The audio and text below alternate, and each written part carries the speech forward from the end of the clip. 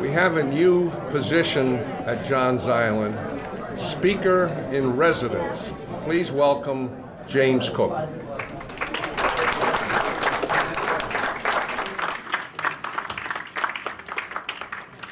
Some have honors thrust upon them.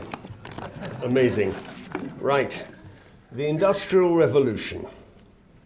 I suspect that most of you are here today in the confident expectation of hearing an hour on textile machinery, railways, and steam engines.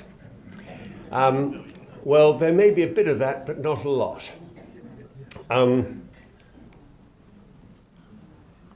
That's the first steam engine. Instead, I want to ask a new question, more about why the Industrial Revolution took place, when and where it did, than what it was. In particular, I want to identify with you the full range of winning tricks needed to bring about such an historic change in society. And let there be no doubt, this was an historic shift. Economic historians, on the whole, are a fairly taciturn bunch. They love the minutiae of statistics, detail, tables of data. They're not given to exaggeration. So we should sit up and take notice when reading their description of the Industrial Revolution in Britain as the most important event in the history of humanity since the domestication of animals and plants. This event, or rather gathering and mutually supportive series of events, took place in the 100 years between 1750 and 1850, and it transformed two countries. First, England, and then you, the United States of America. Whilst consigning the rest of Western Europe to what has increasingly looked like also-rans in the subsequent economic race of history. Achieving this transformation was not the work of one or two inventors. It was the triumphant coincidence of a series of vast and mutually supportive successes, a sort of geopolitical and economic triple crown on steroids. In 1750, at the start of our story, the developed world as we know it today was agricultural. Small holdings, few large towns and cities, and high rates of early death. By 1850, a century later, not much had changed in Russia, in Eastern Europe, or for that matter, in any of the more southerly countries, France, Spain, or Italy. Japan's level of industrialization had stood completely still. No change. The Third World performance had halved and was to continue tragically to fall. If you'll allow me a truly broad generalization, the century had gone by, people had lived and died, wars had been fought, but in economic terms, really, nothing much had changed, except for one thing. Two nations had pulled decisively away from the rest and had been transformed. England had grown sixfold. The United States, from admittedly much lower starting point, fivefold. Your time in the sun was really still to come. In 100 years, two nations had entirely separated themselves from the pack, and they'd done it whilst the rest of the world stood still.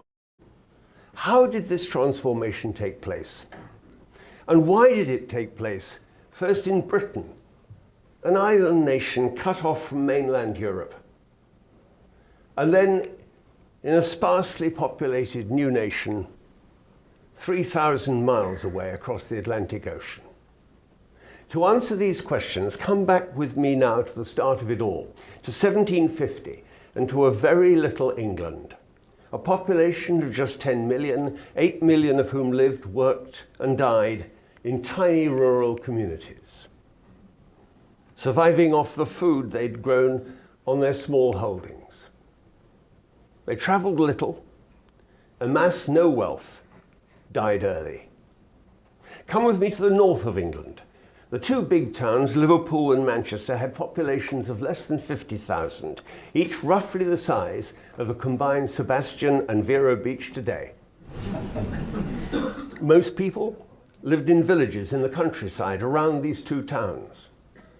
They grew their own food and made their own woolen clothes, and they did this as a family. Mothers tending the kitchen and other women spinning. That's, by the way, where we get the word spinster. Whilst men did the weaving. They used wool shorn from the flocks of sheep that grazed the rain-soaked lush green grass of the surrounding hills and valleys. There was, however, a problem with this rural idyll, that is, apart from the rain. A bottleneck that was to give rise to the first step of what was rapidly to become an economic revolution that would transform the world as they knew it. And the bottleneck was that the wool manufacture process in these cottages was not in balance. It took anywhere from 4 to 6 spinners or spinsters to keep up with one weaver. And in 1750, start of our period, this imbalance was greatly worsened by John Cooke, the largely forgotten inventor who began it all.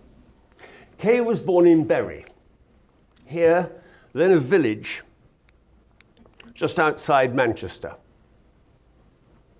The woolen trade had been thriving there for more than 400 years, as you can see from looking in any number of churches at the tombstones of local landowners and at the wool sacks and sheep carved at the feet of their effigies. Indeed, wool was a primary source of wealth throughout the country, hence the wool sack seat of the Speaker of the House of Lords, introduced in 1375 by King Edward III as a sign of prosperity. The medieval stone Old London Bridge was built by funds from the wool merchants of London, and it had a motto engraved on it: "I praise God and ever shall, it's the sheep have paid for all." And thereby hangs a tale I just simply can't resist of real or royal politics. The bridge was built at the guilty command of King Henry II, with a chapel at its centre dedicated to Thomas à Becket by the penitent king, who'd begun all too late to appreciate just how much the martyr he had killed was loved by Londoners. The chapel of St. Thomas on the Bridge, grander than many a parish church. I think you can just see it there in the middle, a little bit like the Tower of London. The chapel became the official starting point of the pilgrimage to the Saint's Shrine in Canterbury. But no matter how penitent, the king was no slouch when it came to chiseling economics, and the enormous cost of the building of the bridge was met by taxes on wool and sheep.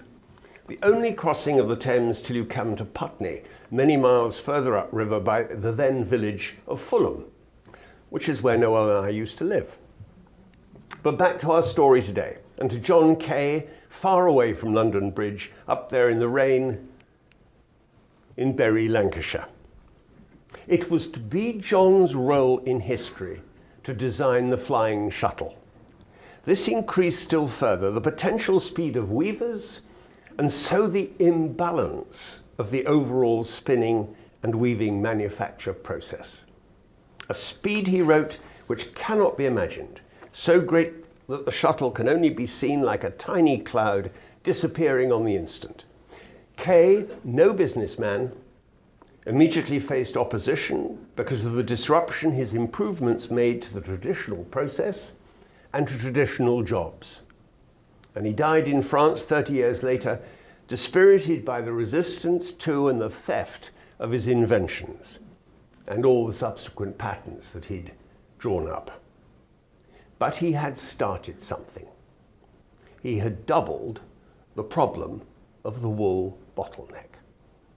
20 spinsters now needed for every weaver. Kay made the need to change the system an irresistible one. Much of the Industrial Revolution story in the past has focused on the invention of specific machinery, and of course there's truth in this. But the largest shifts in the next few years were to focus on how to resolve the imbalances created and fostered over centuries by the small cottage-based process and its inability to scale up. The Industrial Revolution is as much about the arrival of mass production as it is about any one single invention. The next 100 years would create modern urbanization as we know it today and be the cornerstone of this little island, becoming the first world hyperpower of the modern age. Here is production circa 1568. The printer on the left is removing a page from the press whilst his mate inks the next block. They were very proud of this, and they described it as a revolutionary application of teamwork. I think rather akin to helping one's wife in the kitchen. Could, they said, the text notes produce more pages per day than ever before? Well, this is what it started to look like by 1800, and then this is what it became at the start of the 20th century, and today we add robots. But, and this is important, it's central to our story today, these advances would not be achieved by technology alone, as we tended to be taught at school. No. This unique level of disruption to the very fabric of society, to life and wealth in England, and then across the Atlantic here in the United States, was brought about by a remarkable coming together of a series of events of which technology was only one. First, the successful development of Britain's military and especially naval power, Nelson and the Battle of Trafalgar.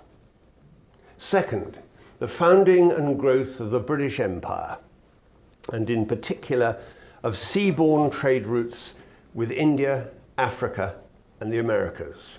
The emergence of the United States, initially as a British colony and then as a new independent nation in its own right. And yes, an astonishing and self-reinforcing series of inventions and innovations in textiles, in machines, in systems of manufacture, all wrapped up, all clothed, if you'll give me the pun, in the emergence of the Empire of Cotton.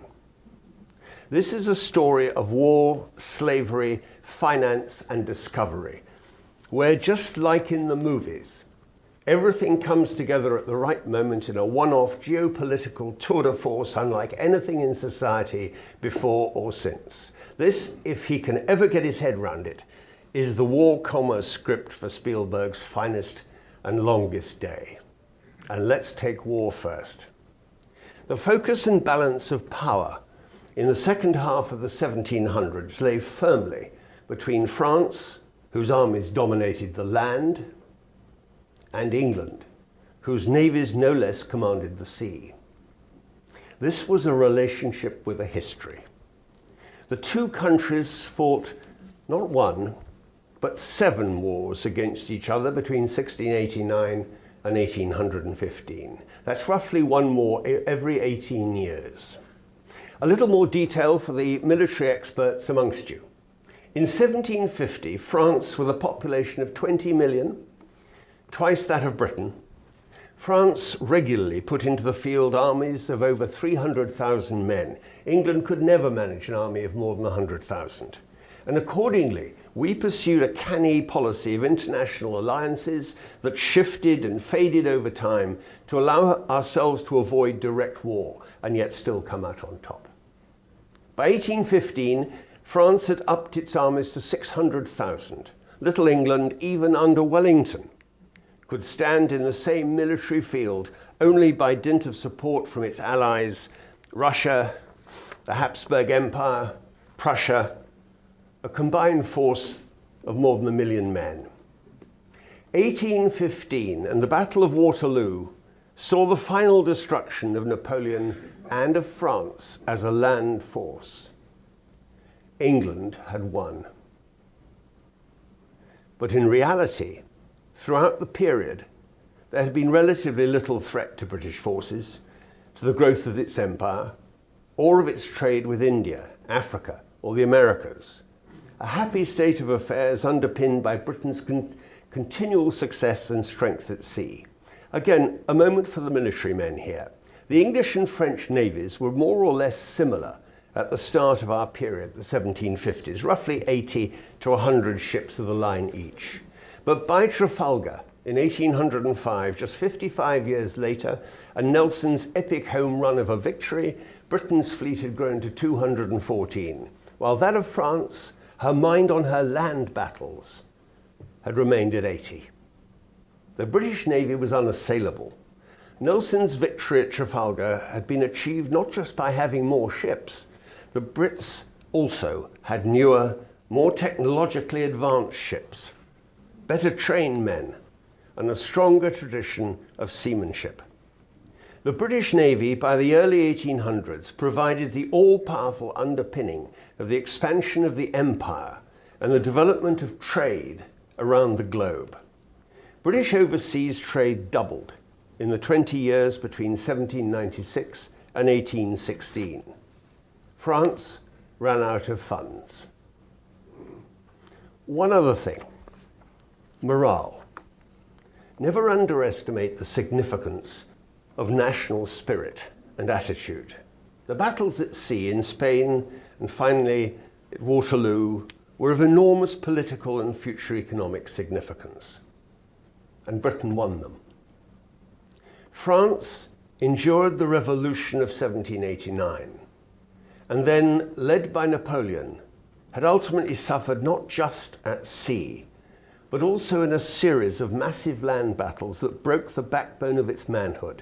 Let me explain. 15,000 Frenchmen died at Eylau, 12,000 at Friedland, 23,000 at Bailleul in Spain, 44,000 in Aspen, near Vienna, 30,000 more at Wagram, and then more than 300,000 in the Spanish campaign, 450,000 in the devastation in Russia, and a further 250,000 at Leipzig in 1813. 1 million men. 30% of France's prime manhood killed. Many more wounded. All this in the space of just 10 years. Few historians remark how by Waterloo in 1815, Napoleon, like Hitler in 1945, had all but run out of experienced soldiery. He too was using children as conscripts. The Great War, as it came to be known, left France's mojo destroyed.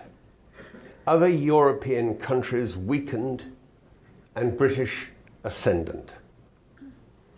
At the same time, the American War of Independence was long gone. Britain's relations with the new United States were now firmly established on strong trade and financial ties that went back to the days of tobacco and sugar. British morale was high, country up for change. France and the rest of Europe exhausted, less willing to tackle change, less financially able to accommodate it.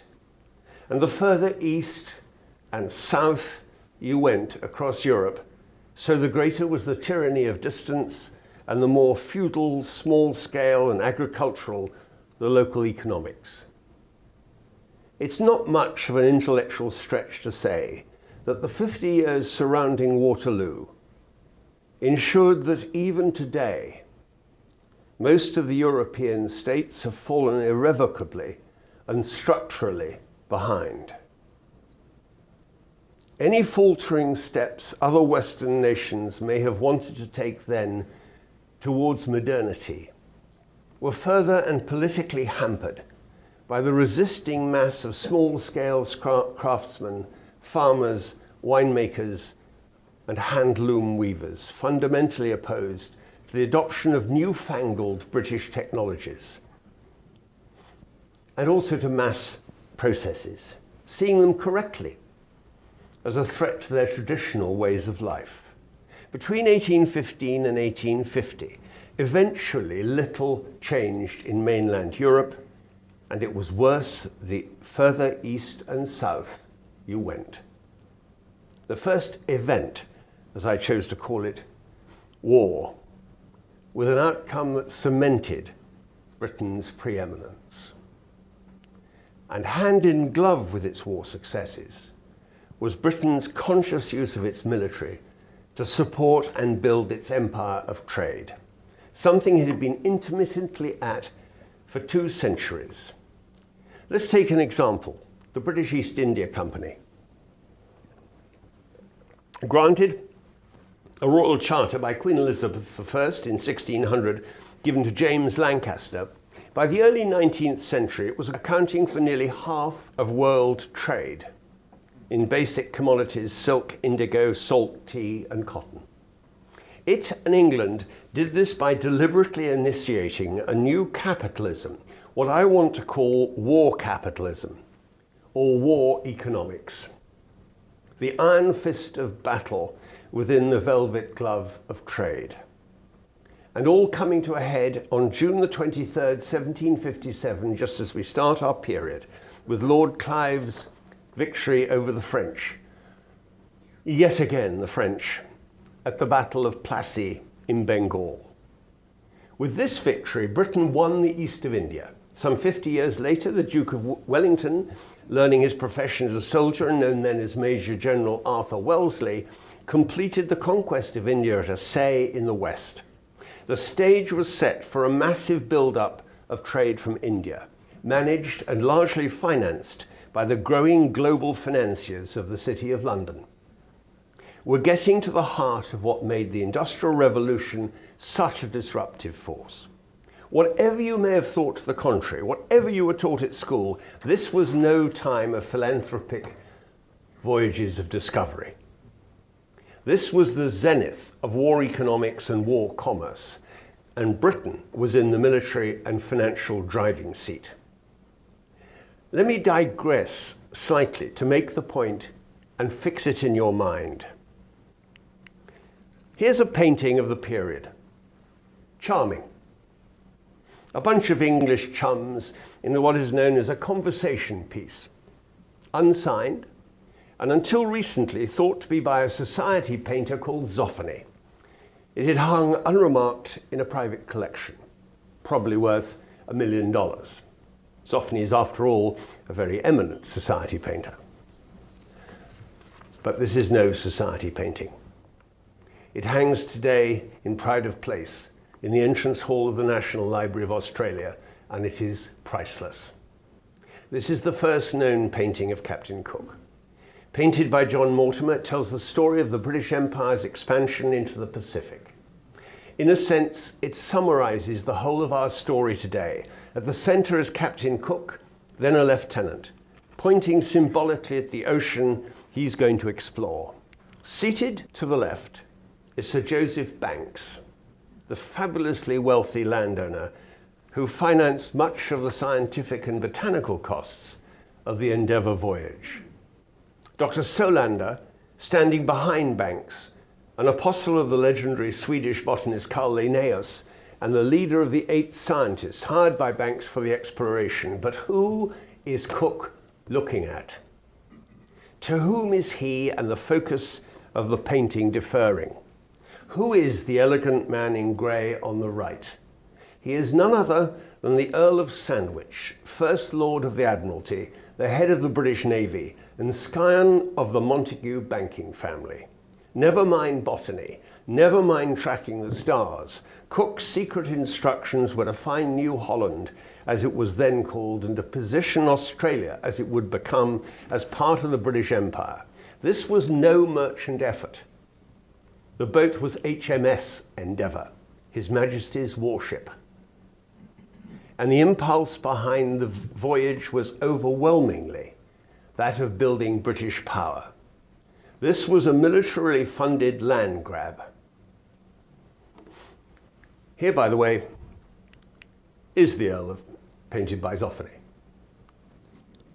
Whatever changes started in Britain at this time, they would be taking place against the backcloth of military and naval dominance and the development of an empire, and with a focus fixed firmly on finance and trade. So where are we?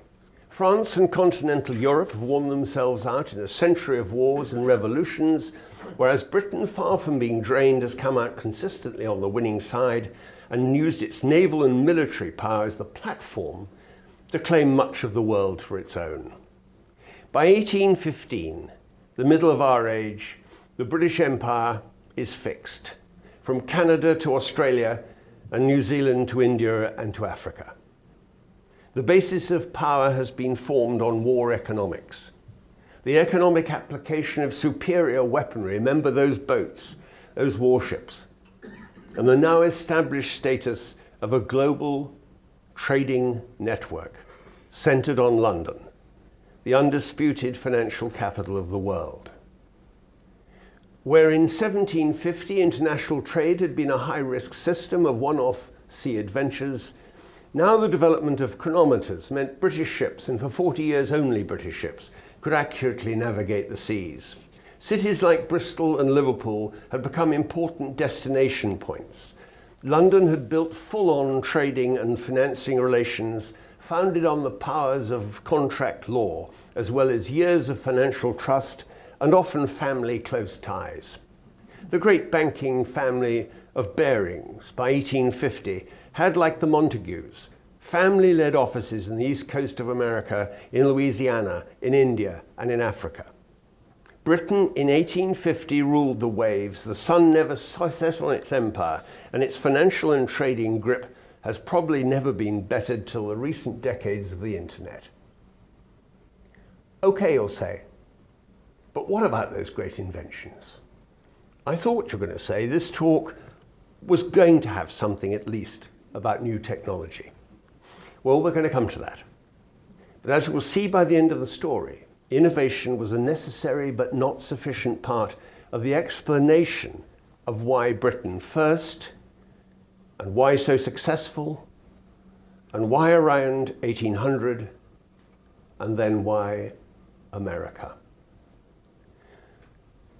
The third element was indeed provided by technology. It was at last allowed to flower and be fostered by the war-generated wealth that in turn encouraged it. And the other key to the burst of successful new machinery was as much the innovation in production and management processes, the start of mass production, and above all, of the emergence of the new empire of cotton. Imported largely as a finished cloth at the start of the period, it too had been manufactured by hand as a cottage industry, not in Lancashire but in India, and then brought to England, to Liverpool, at great cost. Despite the efforts of the wool industry to use tariffs to keep cotton out, its finer and smoother quality made it a winner. Demand outgrew the capacity of the cottage workers. In the 1760s, the first moving genius, industrialist Richard Arkwright, burst onto the story. Arkwright was a carpenter who invented the spinning frame. There it is, at the bottom of his portrait. John Kay, Lewis Paul, and James Hargreaves had pioneered improvements to spinning and weaving, but it was Arkwright who was the first entrepreneur on the scene, capable of pulling together the individual elements to create at Crompton Mill the first mechanized factory. It's up in Derby, and it's now preserved as part of the Derwent Valley Mills, a World Heritage Site in some of the most beautiful of English countryside. Arkwright's real claim to fame rests on his seeing the importance of mass production and making it happen.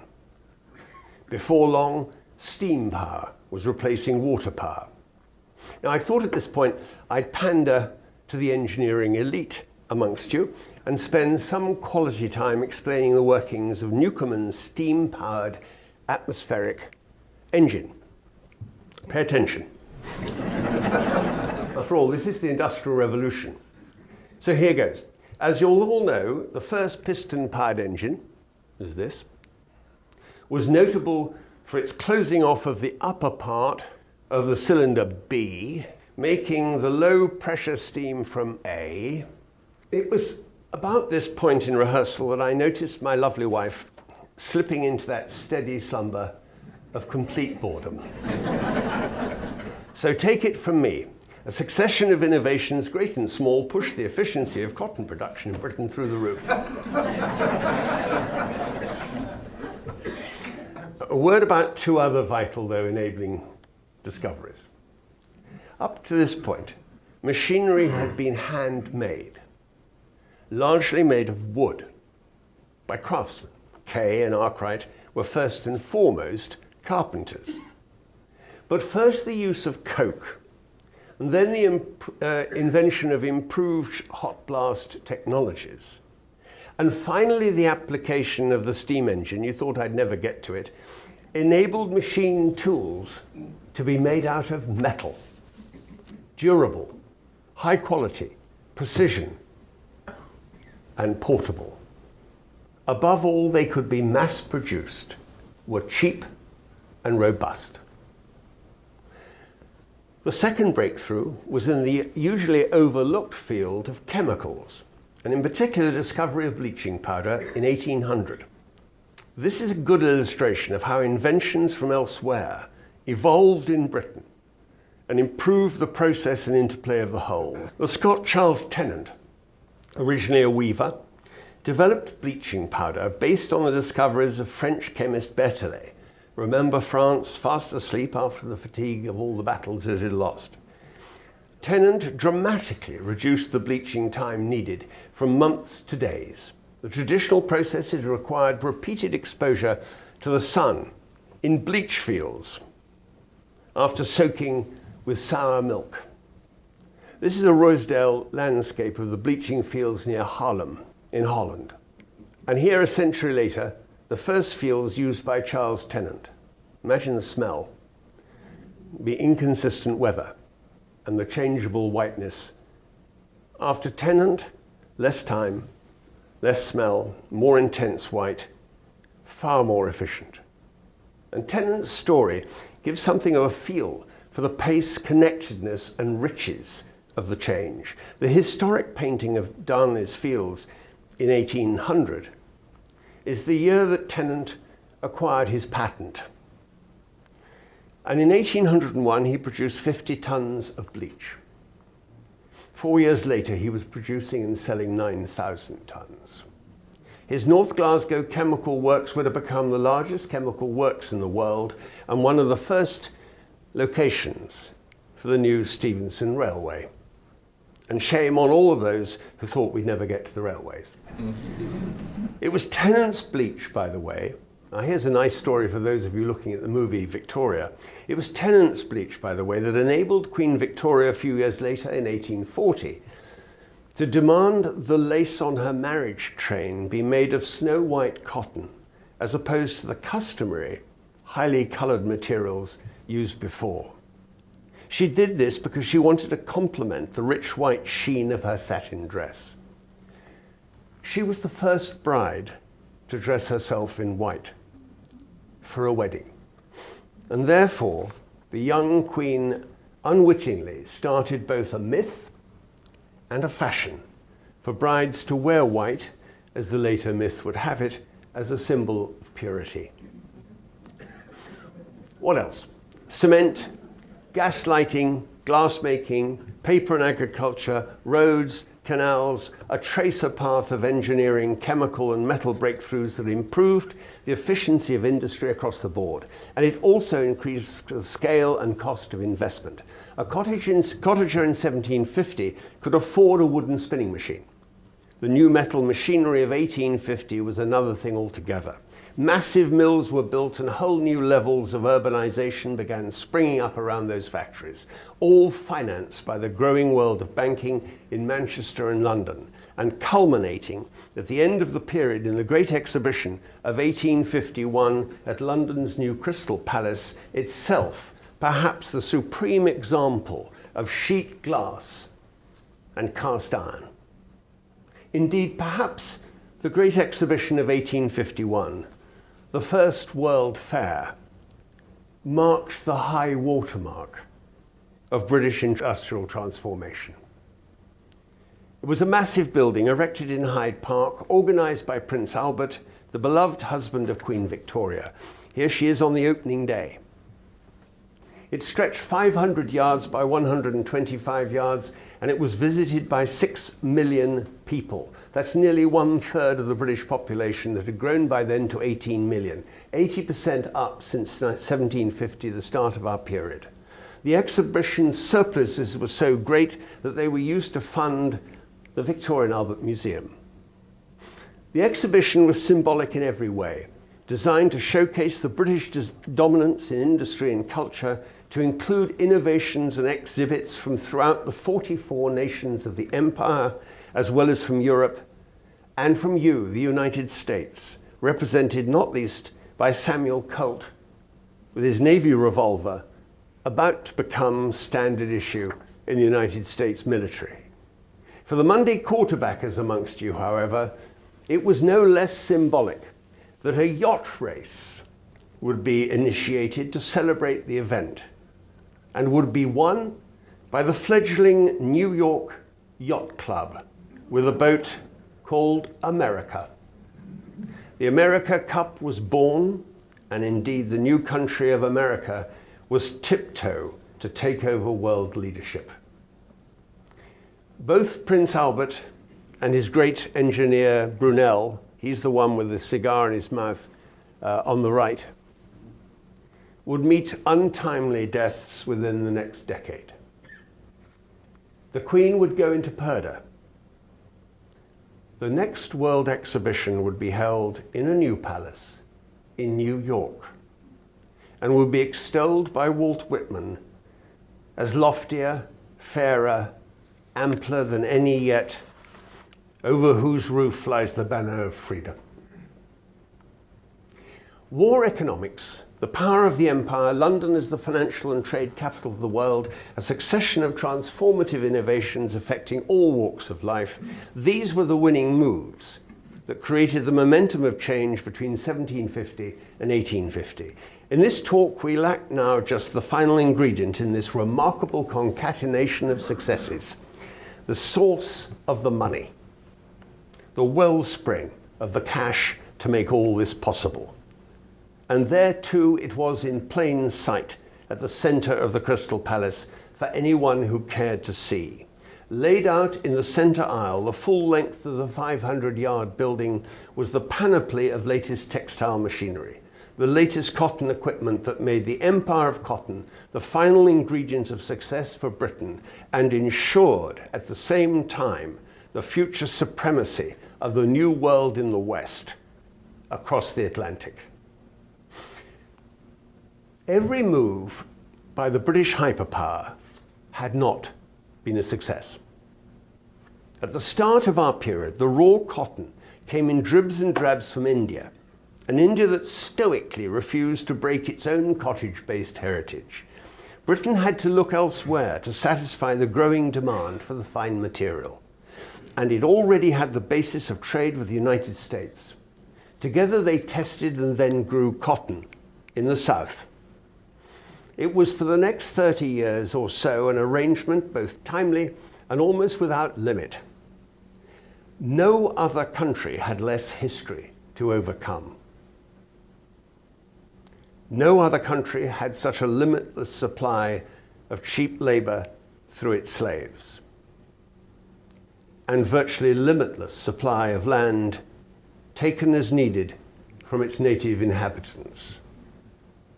As the machines in Lancashire cranked out an ever-growing demand for raw cotton, as its port in Liverpool grew to take in the laden vessels, as canals were dug and railways built to transport the finished product to the export docks of London and Bristol, so the Montagues and the Barings and their friends traded, the London banks financed, and the new country of America began to build its own and the second phase of the Industrial Revolution around the cotton grown in its deep south. I want to say a little bit more about the symbiotic relationship that had emerged between the United States and Britain. Here are the four partner brothers of Barings in 1850. They are almost symbolic of the mix of trust, trade, financial acumen, and political skill that lay behind this extraordinary period of change. As so many others in this story, they began as wool merchants. By 1801, so developed were their commercial networks that they negotiated the Louisiana Purchase from France, the largest land purchase in history. Despite the wars with France, Baring was willing to help Napoleon in the short term because he and the British politicians who backed him wagered that American expansion into the West beyond Louisiana would mean a continuation of the successful formula of war economics that was propping up Britain's newfound wealth, exterminating the native Indians, importing African slaves, and then exporting cotton to the mills around Liverpool and Manchester. In closing, let me give you just a little more about the scale of the social and economic impact of cotton on Britain and within the United States, that in this period launched first one and then the other new economic giant onto the world stage. John Tarleton was a successful slave trader and Liverpool cotton merchant and understood how interlinked were the slave trade, the export of cotton, and the British Navy. He called them mutually blended such that my fortune has tripled between 1770 and 1800. In 1800, the cotton trade with the United States was such that it required some 400,000 acres to cultivate. By 1850 and the Great Exhibition, the United States required 6 million acres each year to meet the demand from the UK. And that acreage needed to expand further each year to allow the exhausted land to recover.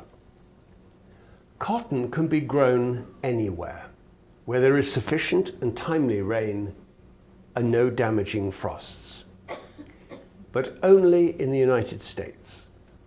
And only between 1800 and 1870 was there the elasticity of supply of land and malleable labor sufficient to supply the demand and to fund the new industries.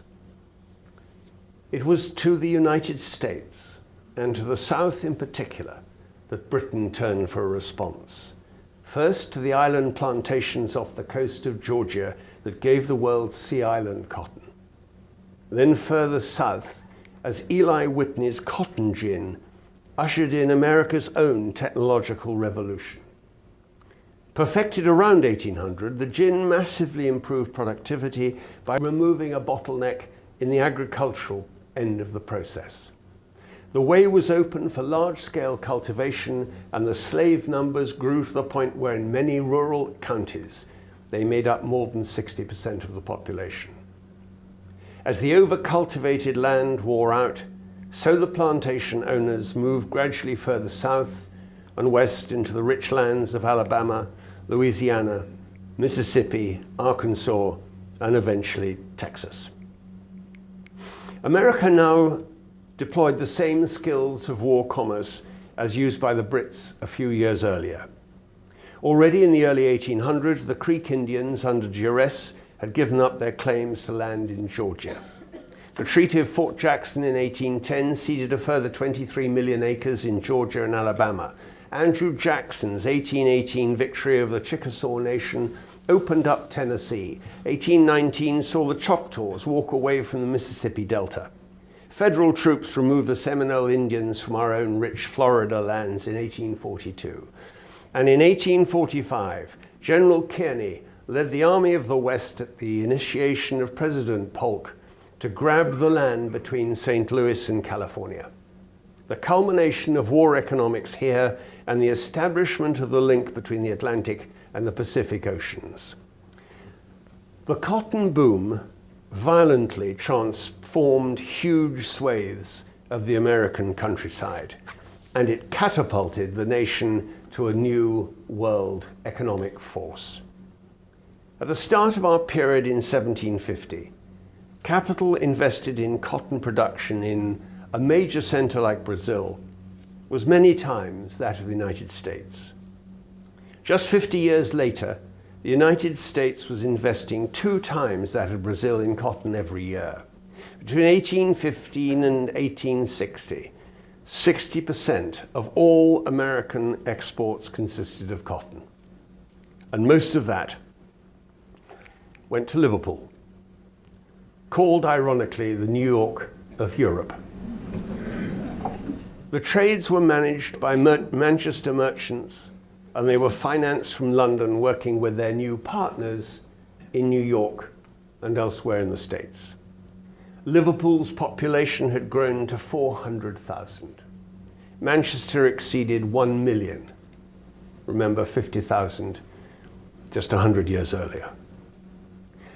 Ladies and gentlemen, the wealth created by cotton and the Industrial Revolution between 1750 and 1850 financed first the growth of the British Empire and then launched the United States, into world economic prominence. By 1850, it was about to become America's time.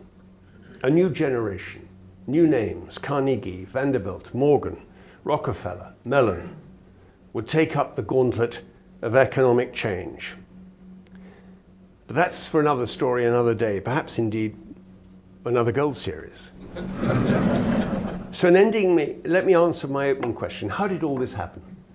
The fundamental secret, whether you like it or not, the real secret of success lay in the unleashing of a new brand of war economics that created an empire for Little England and then harnessed the vast potential wealth of the United States and its own massive and wonderful territories. Thank you for listening to me today.